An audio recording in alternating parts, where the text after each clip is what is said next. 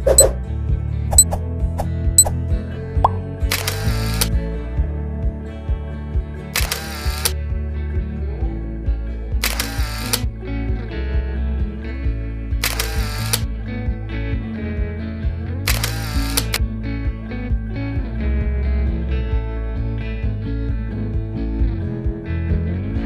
saya Fesi Amani dan saya daripada Fakulti Sains Gunaan. Assalamualaikum dan hai semua. Saya Fesi Syawra dan saya merupakan pelajar Fakulti Undang-Undang. Assalamualaikum semua. Saya Fesi Natasha, pelajar semester 4 dari Kolej Pengajian Kejuruteraan Mekanikal.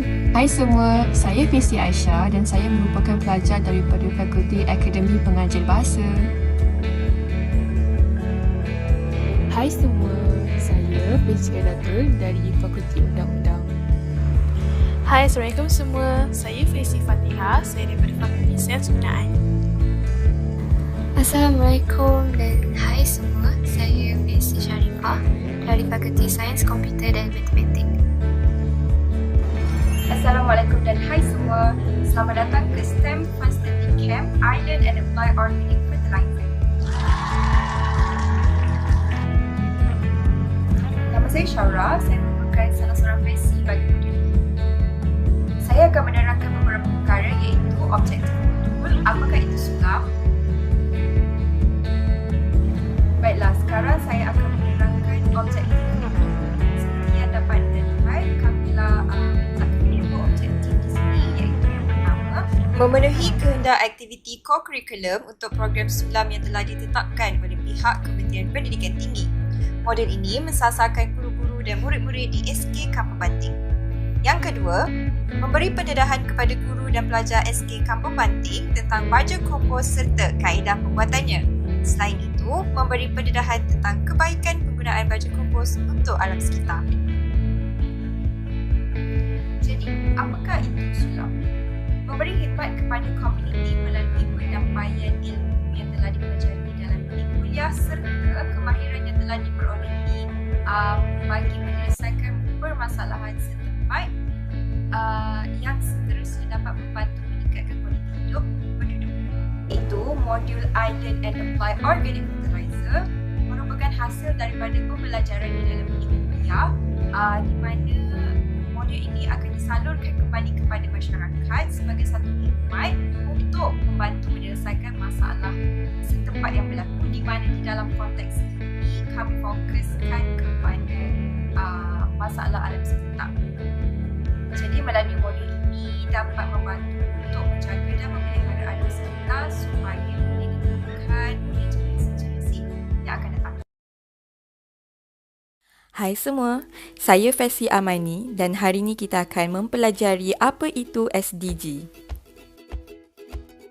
Sustainable Development Goals SDG Matlamat Pembangunan Mampan merupakan satu koleksi matlamat yang mengandungi 17 matlamat global yang dikemukakan demi pembangunan dan kemaslahatan manusia dan bumi. SDG ini ditetapkan oleh Pertubuhan Bangsa-Bangsa Bersatu PBB di New York pada tahun 2015 dan disasarkan untuk mencapai kesemua 17 matlamat pada tahun 2030. Berikut merupakan 17 matlamat global SDG.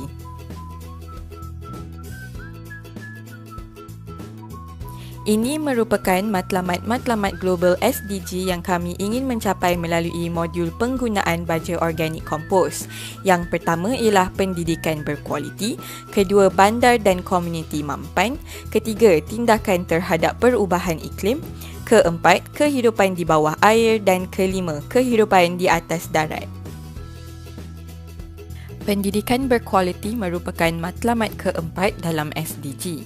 Dengan adanya program sulam oleh pihak Universiti Teknologi MARA, serba sedikit kami berharap dapat menyumbang dalam mencapai pendidikan yang berkualiti bagi murid-murid di sekolah, khususnya murid-murid di SK Kampung Banting. Dan kami juga berharap modul ini dapat digunapakai untuk tempoh masa yang panjang. Seterusnya, matlamat ke-11, bandar dan komuniti mampan. Penggunaan baja kompos sebagai alternatif kepada baja kimia dapat mendorong masyarakat untuk memilih gaya hidup yang lebih menjimatkan kos dan lebih mesra alam. Kami berharap dengan modul ini masyarakat di SK Kampung Banting dapat memulakan sedikit demi sedikit gaya hidup yang mampan yang dapat dicontohi oleh semua. Seterusnya, matlamat ke-13 iaitu tindakan terhadap iklim. Penggunaan baja organik kompos juga dapat menyumbang kepada perubahan iklim. Pembuatan baja kompos menggunakan sisa organik. Jadi pengumpulan sisa organik di tempat pelupusan sampah dapat dikurangkan. Sisa organik yang terkumpul dengan banyak akan menghasilkan gas metana yang tinggi. Gas metana antara satu penyumbang kepada kesan rumah hijau. Kesan rumah hijau memerangkap haba yang menyebabkan peningkatan suhu bumi. Kesan rumah hijau mengakibatkan perubahan iklim. Seterusnya, matlamat ke-14 iaitu kehidupan dalam air. Kompos meningkatkan kualiti air di hilir dengan mengekalkan bahan pencemar seperti logam berat, nitrogen, fosforus, minyak dan gris, bahan bakar, racun rumpai dan racun perosak. Perkara ini dapat meningkatkan kualiti kehidupan bawah air. Akhir sekali, matlamat ke-15 iaitu kehidupan di darat. Penggunaan baja kompos mendatangkan banyak kesan baik yang dapat meningkatkan kualiti kehidupan di atas darat.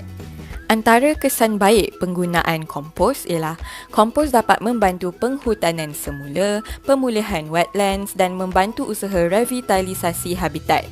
Kompos juga dapat meningkatkan pengekalan air dalam tanah dan juga dapat meningkatkan hasil tanaman. Penggunaan baja kompos dapat memperbaiki tanah yang tercemar oleh sisa berbahaya dengan cara yang menjimatkan kos. Penggunaan baja kompos juga dapat mengurangkan sisa organik terkumpul yang boleh menghasilkan gas metana yang menyumbang kepada kesan rumah hijau. Pembebasan gas metana juga dapat dikurangkan dengan ketara. Assalamualaikum semua. Hai. Hari ini kita akan mulakan pembelajaran kita dengan pengenalan kepada baja bersama saya, Faisi Natasha. Semua tahu tak apa itu baja? Baja adalah bahan yang biasanya mengandungi unsur pemakanan tumbuhan yang perlu dibekalkan secara langsung kepada tanah bagi pertumbuhan tanaman. Setiap bahan yang mengandungi unsur pemakanan tumbuhan dan dibekalkan kepada tanah, contohnya seperti nitrogen, fosforus dan kalium adalah dikelaskan sebagai baja tumbuhan. Unsur yang paling utama dan paling penting dalam pertumbuhan ialah nitrogen, fosforus dan kalium. Kerana nitrogen sangat penting bagi pertumbuhan tanaman daripada peringkat awal percambahan sehingga peringkat pembentukan daun. Fosforus juga penting bagi pembentukan akar dan dahan, manakala kalium penting dalam pembentukan bunga dan buah. Kekurangan tiga unsur ini akan memberi kesan kepada pembentukan daun, pertumbuhan pokok itu akan terbantut dan tidak berbunga. Mari kita teruskan sesi pembelajaran kita dengan penerangan mengenai jenis-jenis baja iaitu baja organik dan baja bukan organik. Apa itu baja organik? Baja organik adalah baja yang dihasilkan dengan menggunakan bahan asli tanpa campuran bahan kimia. Contohnya, najis binatang dan tumbuh-tumbuhan yang reput. Baja organik ini juga dikenali sebagai baja asli atau baja alam. Baja daripada sumber mineral juga dikatakan sebagai baja organik.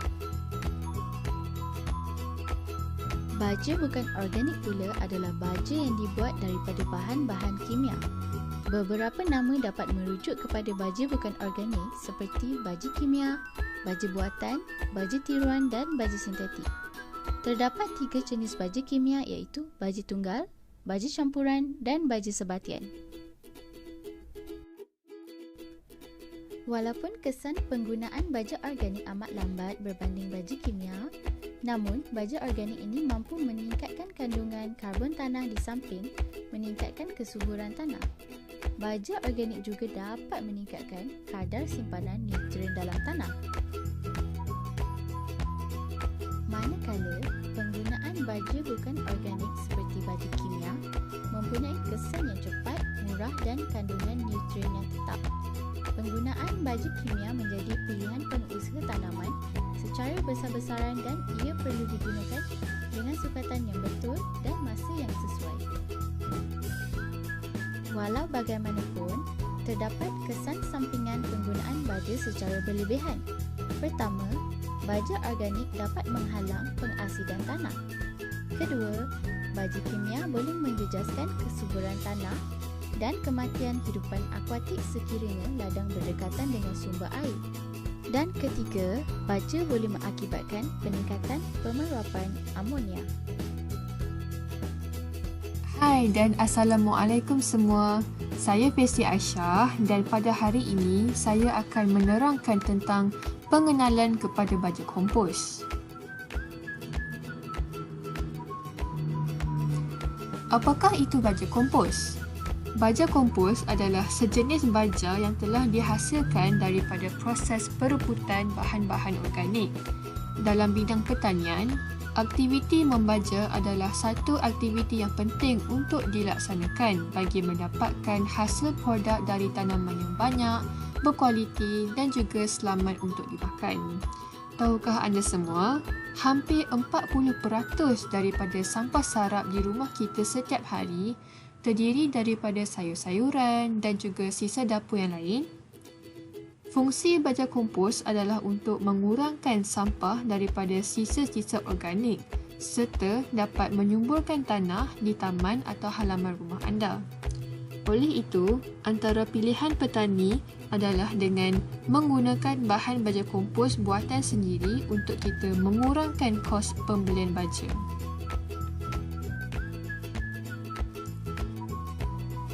Seterusnya adalah penggunaan baja kompos. Yang pertama adalah cara yang biasa dilakukan untuk menghapuskan sampah ini ialah dengan melonggokkan bahan yang berguna ini di tempat pembuangan sampah. Yang kedua adalah baja kompos terhasil apabila bahan organik mereput dan pecah kepada bahan yang kaya dengan nutrien yang dipanggil sebagai humus melalui haba dan respirasi yang dilakukan oleh organisma dalam tanah seperti cacing, semut, bakteria dan juga kulat. Semasa kita hendak memilih sayur-sayuran di pasar, pernahkah anda semua terfikir yang kita sebenarnya boleh menanam sendiri sayur-sayuran tanpa menggunakan baja kimia dan racun serangga yang boleh memudaratkan kesihatan kita? Oleh itu, marilah kita lihat bahan yang sesuai untuk baja kompos.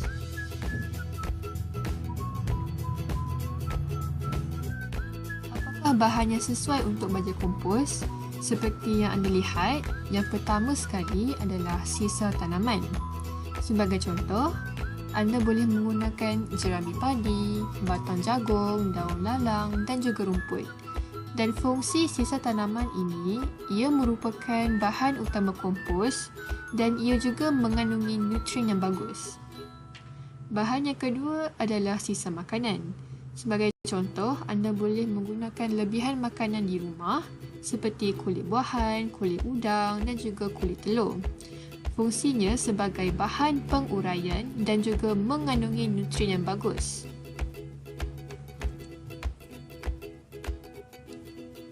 Dan bahan yang ketiga adalah najis ternakan. Sebagai contoh, tahi ayam, tahi lembu dan juga tahi kambing.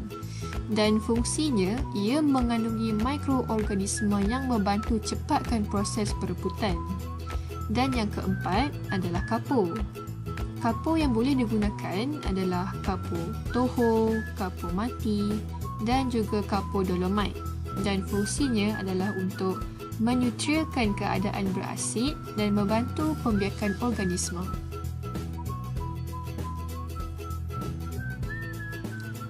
Jadi, apakah kesan dalam jangka panjang baja kompos ini? Pertama sekali, ia dapat meningkatkan kualiti tanah dengan meningkatkan bahan organik dan mengubah kepekatan nitrogen dan fosfor dan daya tahan air. Yang kedua, perubahan ini sangat bermanfaat untuk pemeliharaan tanah, terutama sekali di tanah yang terdegradasi atau rosak dan tanah yang terdedah kepada hakisan. Akhir sekali, baja kompos dapat menjadikan sesuatu yang boleh dipulangkan semula kepada alam sekitar. Assalamualaikum dan hai semua. Sekarang, kita akan lihat pula perbezaan antara baja organik dan baja kimia. Selepas itu, kita juga akan lihat kesan penggunaan baja terhadap alam sekitar. Bersama saya, Pesifik Datuk. Pertama sekali, kita akan lihat kebaikan dan keburukan baja organik. Kebaikan baja organik pertama ialah struktur tanah lebih baik. Keduanya, baja organik mengeluarkan nutrien yang diperlukan oleh tumbuhan dengan lebih perlahan. Ketiganya, baja organik tidak mengeluarkan sisa toksik.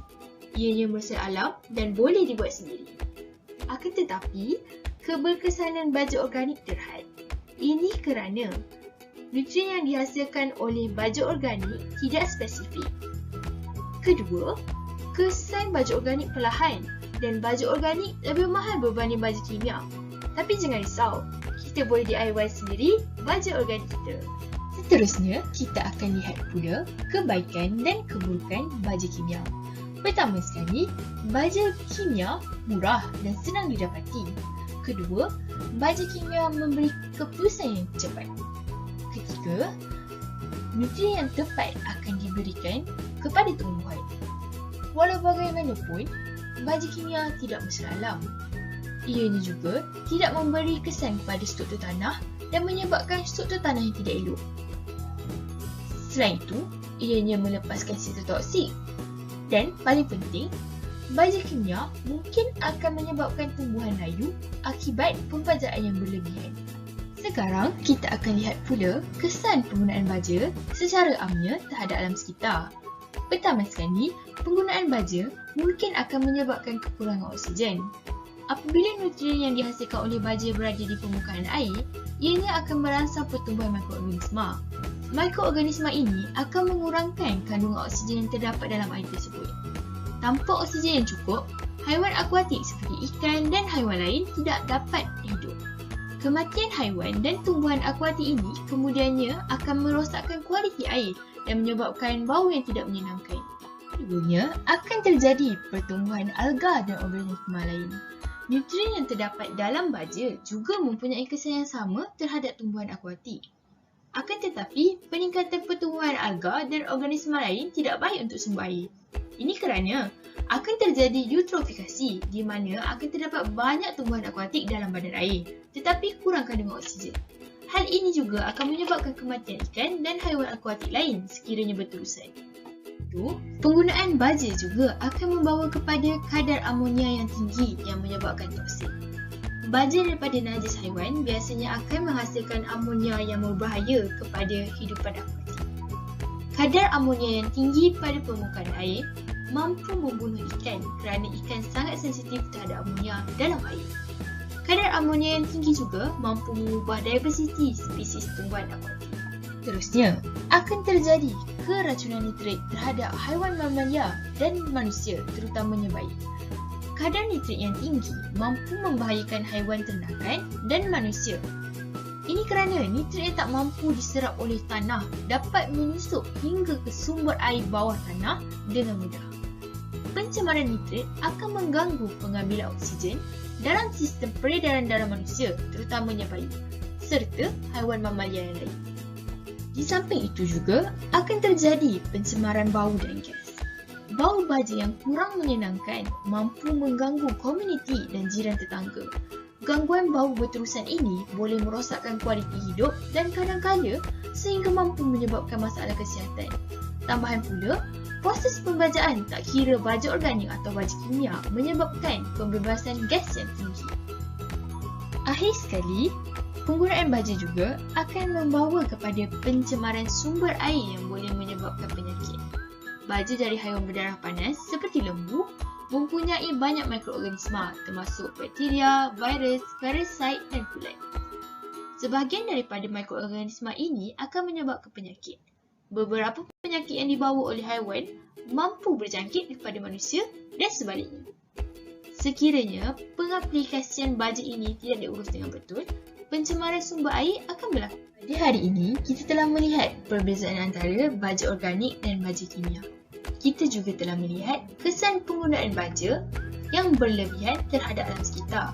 Oleh itu, kita haruslah bijak dalam memilih baja yang ingin digunakan dan juga menggunakan baja secara berhemah demi menjaga bumi kita. Sekian, terima kasih. Ingat, gunakan baju secara berhemah tau. Hai semua, sekarang kita beralih ke topik yang seterusnya iaitu mari belajar kaedah pembuatan baja kompos bersama Fesi Fatihah. Bahan-bahan yang diperlukan untuk menghasilkan baja kompos adalah seperti yang pertama, bekas atau tapak membuat baja yang sesuai. Yang kedua, tanah hitam atau tanah biasa. Yang ketiga, sisa organik seperti sisa makanan, kulit bawang, kulit telur atau najis haiwan ternakan. Yang keempat, sisa sayur-sayuran, daun kering dan sisa buahan untuk mengekalkan kelembapan tanah baja kompos tersebut. Yang kelima, air serta alatan pertanian seperti pencakar dan penyodok. Yang keenam, kayu pancang digunakan sebagai penanda aras sama ada berlaku atau tidak proses penguraian semasa menghasilkan baja kompos.